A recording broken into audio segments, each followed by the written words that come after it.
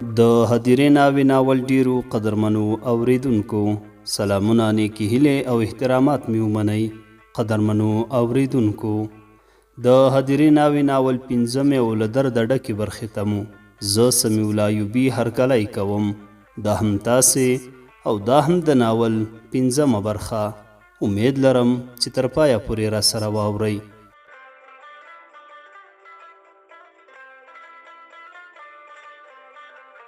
زهرا له ځایه پورته شوه، اوښکې پاکې کړې او ویې ویل: بس کړه زینب، هیڅ کومه ګټه نه لري پرته له دې چې خپلې سترګې له لاسه ورکړي. راځه د سیند غاړې ته اوبو پسې لاړ شو، هلته به په دې اړه خبرې وکړو، ګوندې کومه د خلاصون لار ورته پیدا کړو او لږ به د پام هم غلط شي. زینب هم له ځایه پورته شوه، مخ او لاسونه یې ومینځل، د اوبو منګی یې راواخیسته او دواړه له کوره ووتلې. په زړه یې د غمونو ډیرۍ پرتې وې، خوښۍ او خوشحالۍ یې د زړه له کوره کډه کړې وه. د ژوند پر وړاندې یو عجیبه احساس پیدا کړی و. نور نو نړۍ او ژوند ورته بې ارزښته ښکارېدل. نه یې غوښتل له محسن سره د مخ شي، له هغه څخه شرمېدله په خپل ژمنې نه وه ولاړه. اندېښنې په زړه وزرې غوړولې وې، لکه د بېروحه کالبوت د زهرا په څنګ کې غلې روانه وه. د کلي له تنګو خاورینو کوڅو څخه ورو ورو پناه کېدلې. داسې انګېرل چې دا هغه د څو ورځو وړاندې زینب نه ده، هغه زینب چې په لار بتله مستی او خنداګانو به یې کلي او کوڅې په سر اخیستې وي. خو اوس هغه مستی، هغه شور او خنداګانو ورڅخه کډه کړې وه. اوس هغه زینب نه وه کومه چې د خوښۍ هیلو یې په سترګو کې غوټې وهلې او له ورایه څرګندېدلې. د محسن په هیلو د هغه په نړۍ کې ډوبه وه. له محسن سره د ګډ ژوند هیله هغې لا داسې سوچ هم نه و کړی چې داسې ورځ به هم راشي چې دا به په خپلو لاسو د بل د خوښیو په موخه محسن قرباني کوي. ناڅاپه آخري کوڅه کې له عباس سره مخامخ شوه. عباس چې په اس باندې سپور و زینب ته رانږدې شو، ویې ویل: زینب، ما ته دې غږ وکړو؟ زینب ورته وویل: هو، غواړم له تا سره یو څه په اړه وغږېږم، یا روښانه یې درته ووایم، یوه هیله درڅخه لرم، که یې ومنې.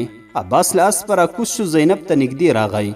زینب وویل: پرېږده چې لاسونه دې ښکل کړم، هیله کوم له ما څخه لاس واخله، ما پرېږده. هسې هم په کلي کې ښکلې نجونې ډېرې دي، زه به هېڅکله تا خوشحاله نشم کړی چې له تا سره ژوند تیر کړم. آیا ته دا زغملی شې چې جسم مې له تا سره خو روح مې له بل چا سره وي؟ ته به څه ډول له ما سره ژوند تیر کړې؟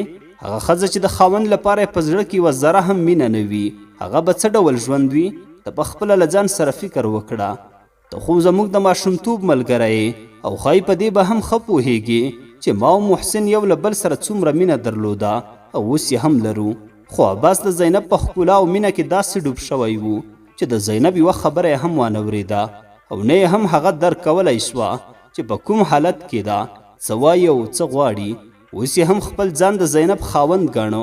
سر نه تر پښو پورې په یوه نظر تېره کړه، له ځان سره مسکی شو، ویې ویل: په ټوله نړۍ کې به ستا په څېر ښکلې جینۍ پیدا نه شي.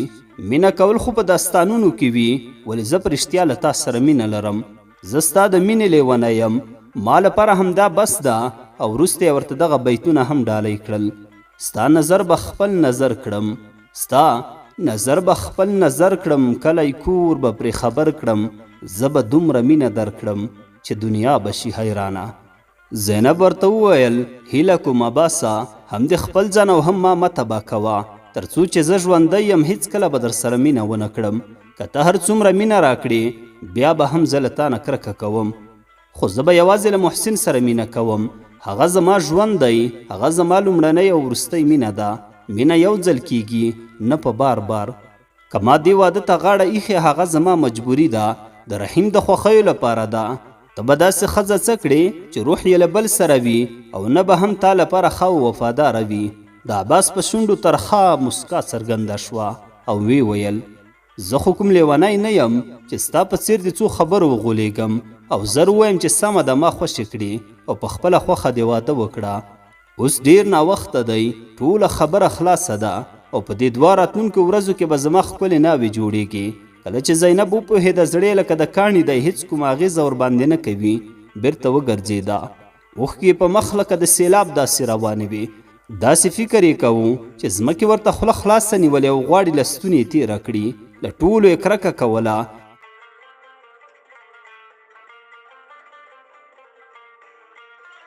یوه بوډۍ چې د خپل کور مخه یې پاکوله زینب او عباس یې په خبرو ولیدل، خو نوره په دې ونه پوهېدله چې د څه په اړه خبرې کوي. له ځان سره وغورېده، په قهر یې دروازه وتړله او له ځان سره لګیا وه. څه عجب وخت او زمانه ده، څومره دا خلک بې شرمه شوي. دا بې حیا جنۍ وګوره چې یو 2 ورځې نور هم صبر نشي کولی. په سمه لار د خلکو د سترګو پر وړاندې له خپل خاوند سره خبرې کوي. پخوا څخه وختونه وو چې هلک او جنۍ به یو بل هیڅ نه ولیدلي او تر واده به یې سره نه لیدل او نه به هم خبرې کولې. اوس وګوره پر لویه لار د خلکو پر وړاندې داسې کیسې کوي. توبه خدایه توبه، لعنت دې پر شیطان وي. زینب او زهرا چې د کلي کوڅې پناه کړې او د سیند غاړې ته ورسېدلې، زهرا په ټوله لار په دې سوچ کې وه چې دا خوارکۍ څومره بېوسه شوې، د خپل ژوند د ژغورلو لپاره د هر چا مخې ته ودرېږي او د خپلې مینې خیرات ورڅخه غواړي، خو هیڅوک یې خبرې نه اوري او نه ورباندې زړه سوځوي. زهرا د زینب پر حال ډیره ځورېدله، خو چاره څه وه، هیڅ یې هم نشوی کولی. کله چې دواړه د سیند غاړې ته ورسېدلې، زینب ډیره ستړې وه. ځان یې د سیند په غاړه په شنو وښو وغورځاوه او کراره پرېوته. سترګې یې پټې کړې. د زهرا پر زینب سترګې ولګېدې چې لږه آرامه ده، نو هیڅ غږ یې ورباندې ونه کړ. ورو لاړه، د هغې او خپل منګی یې ډک کړ. زینب دلته ځان لږ څه آرام احساس کړ، ځکه هغه چا چې دا قرباني کړې وه له هغوی څخه لرې وه. نه یې سترګې ورباندې لګېدې او نه یې هم د هغوی خبرې اورېدلې. په دې ځای کې زما او د محسن د هر قدم او هرې خبرې یادښتونه نغښتي دي. زموږ هره ساه او د زړه درزا د ونو له پاڼو څخه اورېدل کېږي. د محسن تود او زړه راښکونکی غږ اورم، څومره خفه او پریشانه دی. غږ یې د سیند پر غاړه او د ونو په پاڼو او غونډیو کې انګازې کوي چې ما ته چیغې وهي، د لیونو په څیر هرې خوا ته منډې وهي او ما لټوي. خو زه د غټې ډبرې شاته پټه ناسته یم. د محسن له ویرې او پریشانۍ څخه څومره خوند اخلم او څومره مینه او محبت چې هغه یې له ما سره لري احساسوم. او کله به چې پیدا کړم نو دومره به خوشحاله شو چې خپله ټوله ستوماني به هم ورڅخه هیره شوه او وبه یې ویل شکر خدایه، داسې ګمان مې کاوه ګوندې د سیند لیونو څپو د تل لپاره له ما څخه جدا او خپلې غیږ ته له ځان سره یوړې. خو هیڅکله به هم زما له لیونتوب او شوخۍ څخه نه خفه کېده او نه به یې هم زړه ته نیوله. ای لویه خدایه، له ما سره مرسته وکړه، له دې ګردابه مې وژغوره. زه څنګه کولی شم پرته له محسن د بل په څنګ کې ژوند تیر کړم؟ له ځان سره یې په لوړ غږ خبرې کولې. محسنه، ما وبخه، که زه دې واده ته غاړه ږدم نو یوازې د رحیم لپاره، خو زما روح به تل او په هر ځای کې له تا سره وي او نه به هم د زړه په کور کې پرته له تا بل چاته ځای ورکړم. یوازې به ته زما د زړه تاج یې. خو یو ناڅاپه یې محسن د سترګو پر وړاندې ودرېده چې په کرکه دې ته ګوري. دا ورته لاسونه نیسي خو هغه ورڅخه ځان لرې کوي. زینب زارۍ کوي، چیغې وهي، محسنه محسنه. یو ناڅاپه یو نرم لاس یې په خپلو تورو اوږدو ویښتانو حس کړ. ویې ویل کراره شه ګرانې، زه دلته یم ستا د سترګو پر وړاندې. هېڅکله دې یوازې نه پرېږدم او که څه هم دغه ظالمان موږ سره بیلوي. زینب سترګې وغړولې، ګوري محسن سر ته ناست دی. د شنو سترګو ځلا یې اوښکو څو چنده کړې وه، ټول ګریوان یې په اوښکو لوند خیشت و. کله چې زینب محسن ولیده بېواکه کېناسته او ویې ویل اوهو محسنه، ته دلته؟ زه په خپلو خیالونو او سوچونو کې دومره ډوبه وم چې ستا په راتلو هیڅ ونه پوهېدم. محسن وویل ګرانې، کله چې زه راغلم ومې لیدې چې سترګې دې پټې کړي او له ځان سره خبرې کوې. ومې نه غوښتل ستا په خیال کې راودنګم او نارامه دې کړم. همداسې دې د دې ښکلې مجسمې تماشې ته چې د ځمکې پر مخ پرته وې ودرېدم او هغه خوږې خبرې دي چې له خولې راوتلې ورته غوږ وم. که څه هم زه په دې پوهېدم چې ته هم له ما سره بېکچې مینه لرې، خو هیڅکله مې ستا له خولې داسې نه و اورېدلي. کله چې وپوهېدم ته له ما سره دومره مینه لرې، نو اوس چې هر څومره ستونزې او کړاوونه راباندې راشي زغملی یې شم. زینب چې د محسن له خولې څخه دا خبرې واورېدلې، په رنګ کې بدلون پیدا شو. زړې غوښتل د محسن غیږ ته ځان وغورځوي او ښه ډیره وژاړي. تر هغې وژاړي تر څو له سترګو د اوښکو په ځای وینې وبهیږي. خپلې لمدې سترګې د محسن په ښکلې او جذابه چهره کې وګنډلې. ځان سره یې وویل ای خدایه، څومره ښکلی ځوان، دا ښکلې دنګه ونه، زړه راښکونکې سترګې، طلایي ویښتان، جګه پزه او وړه خوله، د نړۍ ټوله ښکلا یې ده ته ورکړې. خو د هغه مقابله څهره عباس، جړ پړ ویښتان، تا به ویل چې په ټول ژوند کې یو ځل هم نه دي ږمنځ کړي. پراخه پایڅې او لنډ کمیس، تک زیړ غاښونه، اوږده او ببره ږیره. زینب سر ټیټ کړ، په زړه د غمونو ډیرۍ پرتې وی ویل محسنه ما وبخه، ما یوازې د رحیم لپاره دې واده ته غاړه کېښوده. د رحیم لپاره زه له خپلو خوښیو څخه تېره شوم. رحیم پر مریم زړه بایللی او پرته له هغې ژوند نشي کولی. هغه ډیر نازولی او حساس دی. هغه په مینه کې ماته نشي زغملی او نه هم دومره مقاومت لري. په ډېرې زارۍ یې له ما وغوښتل چې د هغه په بدل لاړه شم، ځکه عباس ما غواړي. زه څنګه کولی شم د ورور له ژونده تېره شم؟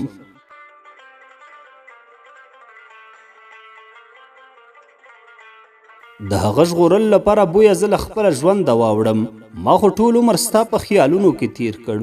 تا سره د ګډ ژوند هیله مې درلوده. څنګه پرته له تا ژوند تیرولی شم؟ په خپله خوښه دا کار نه کوم، ډیره مجبوري ده. هیله کوم ما وبخه، زما نه مه خفه کیږه. همدا به یې زموږ په برخه کې لیکلي وو. ټولې لارې مې په مخ تړل شوي دي، هیڅوک مې خبرې نه اوري. که نه زه خپل عباس ته ورغلم، دا مې ورته جوته کړه چې مینه ورسره نه لرم. ښه په ښکاره مې ورته وویل چې زه له محسن سره مینه لرم. پوهیږې هغه راته په جواب کې څه وویل؟ هغه وویل دومره مینه به درکړم چې ته خپله مجبوره شې راسره مینه وکړې او محسن هیر کړې. محسنه ټولې لارې زموږ پر مخ تړل شوي ښکاري. ما ته داسې بریښي چې دې ټولو لارو زموږ د قربانولو په موخه لاسونه یو کړي، ځانونه یې چمتو کړي. د زینب خبرو د محسن په زړه اور بل کړی وو. وی ویل زینب داسې خبرې مه کوه، زما په زړه کې لومړنۍ او آخرنۍ مینه ستا ده. ته هم ووایه چې یوازې له ما سره مینه لرې. د زینب سترګې د پسرلي موسم په څیر تل لمدې وې. بیا یې ورخت پیل کړ. زینب هیله کوم مه ژاړه، یوازې زما د پوښتنې ځواب راکړه. زینب وویل محسنه ته ډېر ناوخته راغلې، هیڅ ګټه نه لري. اوس یې خرڅه کړې یم. ای کاش چې یو څو ورځې مخکې راغلی وی. ته ولې له ما څخه پوښتنې کوې؟ له دې سیند څخه، د دې ځای له هرې ونې، هر بوټي څخه چې هره ورځ به زما په اوښکو خړوبېدل پوښتنه وکړه. د سیند غاړې له الوتونکو څخه پوښتنه وکړه. هره ورځ به زما په اوښکو لمبېدل پوښتنه وکړه. پوښتنه وکړه محسنه کله چې ته دلته نه وې ما څه حالت درلود؟ څه ډول به مې هره ورځ له دوی سره د زړه خواله کوله؟ ستا د بېلتون غم به مې ورسره شریکاوه. هره ورځ به مې په ساعتونو ساعتونو د ماشومتوب په یادونو اوښکې تویولې. هره ورځ به مې ستا لار څارله، ګوندې را به شي. نور نو له ما څخه هیڅ پوښتنه مه کوه. د ویلو توان یې نه لرم او نه هم کوم څه د ویلو لپاره لرم. د محسن زړه د کلیوالې جینۍ له سوزه ډکو خبرو او کړاوونو چې بېلتون په وخت کې زغملي وو، دې ته انځورول اور اخیسته. د دې هر څه په اورېدلو ډېر شرمېدلی وو، اندا چې سترګې هم ورسره نه شوې مخامخ کولی. له ځان سره یې وویل ای خدایه که یوه اونۍ وړاندې راغلی وای هیڅ خبره نه وه. ما د دې هر څه مخه نیولی شوه. نه پوهېږم څه وکړم، څه ووایم. سر یې ټیټ ونیو، په نیولي غږ یې وویل زینب هم دومره ووایه چې مینه در سره لرم.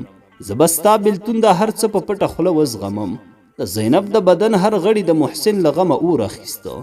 زهرا ته چې د دوی په خوا کې ولاړه وه، دوی ته یې شا اړولې او د سیند د آزادو او لیونو څپو په تماشه وه. په شرمناک انداز وکتل او ویې ویل محسنه تا ته به اوس څرګنده شوې وي چې څومره مینه در سره لرم. محسن په خبرو کې ور ودانګل او ویې ویل که ته له ما سره په رښتیا مینه لرې، له عباس سره واده ته غاړه مه ږده، مقاومت وکړه او د نورو خوښیو لپاره چې ستا په فکر کې نه دي خپله خوښي له لاسه مه ورکوه. زینب په ژړا وویل خو زه د دې توان نه لرم چې د ورور خوښۍ دې د پښو لاندې کړم، د هغه له ژوند سره د لوبې وکړم، هغه بابې زه وګڼم. دا راته اسانه ده چې له خپل ژوند څخه دې تېره شم، ځان دې قرباني کړم. زه ورسره ډېره مینه لرم، تر اوسه یې زه په یوه خبره هم نه یم خفه کړې. نو څنګه ورڅخه خوښي واخلم؟ او نه هم دومره ځان غوښتونکی یم چې د هغه زړه د خپلو پښو لاندې کړم. هغه زما یوازینی ورور دی. دا هر څه زه نشم زغملی. د هیلو سترګې ما ته نیولي، په سترګو کې معصومیت څپې وهي. ما خو بیا هم په دې 4 کالو کې د بېلتون خوند څکلی. لږه تجربه لرم، خو نشم کولی په هغه اور چې زه سوځېدلی یم هغه هم وسېزم. نه محسنه نه، زه داسې نشم کولی.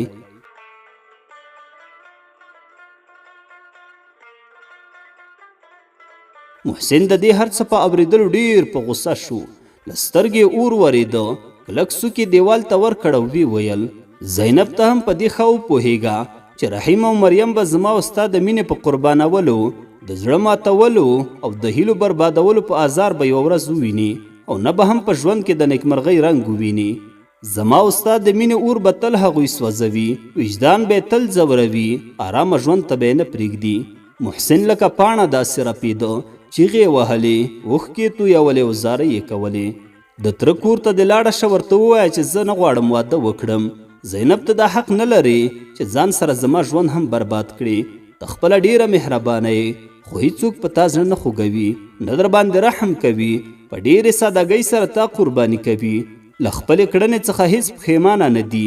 هغه څوک چې په تا رحم نه کوي ته یې هم ورباندې مه کوه. ته کولی شې تره ته دې ووایې او د یو څه مودې لپاره د هغوی په کور کې ژوند تیر کړي. زینب ورته وویل محسنه زه نشم کولی د خپل پلار او ورور سر ټیټ کړم، خلک به څه وایي؟ محسن ورته وویل ګوره زینب، د خپلې کورنۍ په اړه دومره مه حساسېږه. یوازې د کورنۍ خبره نه بلکې زما او ستا د ژوند او مرګ خبره هم ده، او دا زموږ ژوند پورې اړه نه لري، د خلکو د ژوند پورې، او دومره یې مه بابېزه ګڼه. زینب ورته وویل محسنه سره له دې چې له ټولې نړۍ څخه هم زیاته مینه در سره لرم، خو هغه کار چې زما او زما د کورنۍ په عزت او آبرو باندې تور داغ لګوي نه کوم. محسن په ځان وپوهېده چې په خبرو کې زیاتی کړی. زینب ته نږدې شو، خپلې سترګې د هغه په اوښلنو سترګو کې چې اوښکې تویولې ښخې کړې او ویې ویل زینب بخښنه غواړم، زه دومره پریشان یم چې ان په دې هم نه پوهېږم څه وایم څه کوم، هیڅ په خود نه یم، نور نو فکر مې هم کار نه کوي، نه پوهېږم چې څه وکړم، چېرته لاړ شم، چاته پناه یوسم. ته پوهېږې چې پرته له تا لکه د بېروحه کالبد داسې یم، او په دې هم پوهېږم چې ته څه وایې ښه دې درکولی شم. زما او ستا د مینې نیالګی مخکې له دې چې غوټۍ یې ګلان شیمړاوی شو، پاڼې ورژېدې، خو په دې وپوهېږه ریښې به تل تازه وي، او تر څو چې مینه وي دا به هم ژوندی وي او له منځه به نه ځي. محسن غلی د زینب د خبرو موسیقي اورېدله. وروسته له یوې وړې خاموشۍ وویل زینب زه هم د ژوند تر وروستۍ سلګۍ پورې در سره مینه کوم، او نه هم څوک دا توان لري ستا مینه دې زما له زړه څخه وباسي. زهرا چې تر دې شېبې غلې ولاړه وه د دوی خوا ته راغله، ویې ویل محسنه زینب هسې هم ډېره خفه ده، ته یې خفګان نور مه زیاتوه. محسن وویل زهرا زه نور ځم، خو ته په زینب پام کوه، نور یې مه پرېږده چې ډېره اندېښنه وکړي. د تګ پر وخت یې زینب ته وویل غواړم مخکې له جمعې دې یو ځل بیا ووینم. سر یې ټیټ کړ، یو ښکلی ګل یې د سیند له غاړې راوشکاوه. زینب ته یې ورکړه، ورته ویې ویل زینب ستا مینه به تل زما په زړه کې د دې ګل په څېر شفافه وي. زهرا وویل زینب منګی دې راواخله، ډېر ناوخته شکور ته ځو، د هغوی به اندېښنه وي. زینب محسن ته وویل هیله لرم یو ځل بیا هم سره ووینو. محسن داسې خفه و نیولی و لکه د ټولې نړۍ غمونه چې د ده په زړه انبار وي. ویې ویل زه دلته راځم، کیدی شي سره ووینو. د زینب له سترګو اوښکې راتویې شوې، لکه شبنم څاڅکي څاڅکي رڼې په ګل پرېوتې. محسن چې یو ځل بیا د زینب په سترګو کې اوښکې ولیدلې، نورې د هغې زغم نه درلود، مخ یې واړاوه او مخخه یې واخیسته او د کلي پر لور روان شو. زینب تر هغه د سترګو لاندې څاره تر څو چې له سترګو یې پناه شو. اوښکې یې تویولې، اسویلي یې کول، خپل منګی یې واخیسته او دوی هم د کور په لور وخوځېدې. غلې روانه وه، د خبرو کولو توان یې هم نه درلود. غوښتل د محسن هره خبره یې په زړه کې پاتې شي. زهرا هم نه غوښتل چې چوپتیا یې ورماته کړي. کور ته ورسېدې، زهرا مخه واخیسته او د خپل کور په لوري لاړه. زینب منګی له خرګ څخه کوز کړ او د کوټې په لوري لاړه. په کوټه کې د مور په زوړ بکس ډډه ووهله او په خپلو سوچونو او خیالونو کې ډوبه شوه. د خیالونو په نړۍ کې محسن لیده چې له دې څخه لرې کېږي. هڅه یې کوله ځان زینب ته نږدې کړي، خو یو لاس راځي او هغه شاته کش کوي. د محسن ګل یې راواخیسته او په خپلو ویښتانو کې یې وټومبه. سترګې یې پټې کړې، ځان یې د واده په سپینه جوړه کې ولیده. محسن سره په څنګ کې ولاړه او هرې خواته د خوښۍ او خوشحالۍ سرودونه اورېدل کېږي. محسن هم چې د نړۍ تر ټولو ښکلې ناوې یې په څنګ کې ولاړه ده ویاړي. په لاس کې د ښکلې ګلانو ګېډۍ وه، هغه زینب ته ورکوي او لاسونه یې ښکلوي. د کلیوالو د لاسونو پړکا پورته کېږي، د ټولو خولې له خندا څخه ډکې وي. د شور و مستۍ غږونه یو ان تر اسمانه پورته کېدل، خو په یوه شیبه کې دا غږونه په ستوني کې ماتیږي او یو ناڅاپه محسن ورڅخه پټوي. له سترګو یې پناه کیږي. د زینب له خولې چیغې وځي. زر یې سترګې وغوړولې، خو هغه څه چې لیدلي وو هغه ټول یو خوب وو، یو ویرونکی خوب. سوړ اسویلی یې ویسته، له ځان سره یې وویل څه عجیبه خوب وو. د مور غږ یې تر غوږ شو، زینب لورې راشه په کار مې. زینب په ناتوانه قدمونو او الوتي رنګ د مور خواته ورغله. د هغې ورځې په سبا بیا هم محسن و. زینب او غمونه یې د سیند غاړه یو ځل بیا د دوو مینانو د مینې محبت، سوز او درد، غمو اندېښنو شاهد وو. په ټول شور او مستۍ د دوی تماشه کوله. کله به چې سره یو ځای شول نو د زمانې څرخ به هم ورڅخه هیر شو. دې دواړو سره له دې چې هر څه له لاسه ورکړي وو، خو یوه شېبه یو ځای اوسېدل به یې لوی غنیمت ګاڼه. په دې ورځ یې سره ډېرې خبرې وکړې، د زړه خواله یې وکړه، خو دا هر څه بې ګټې وو.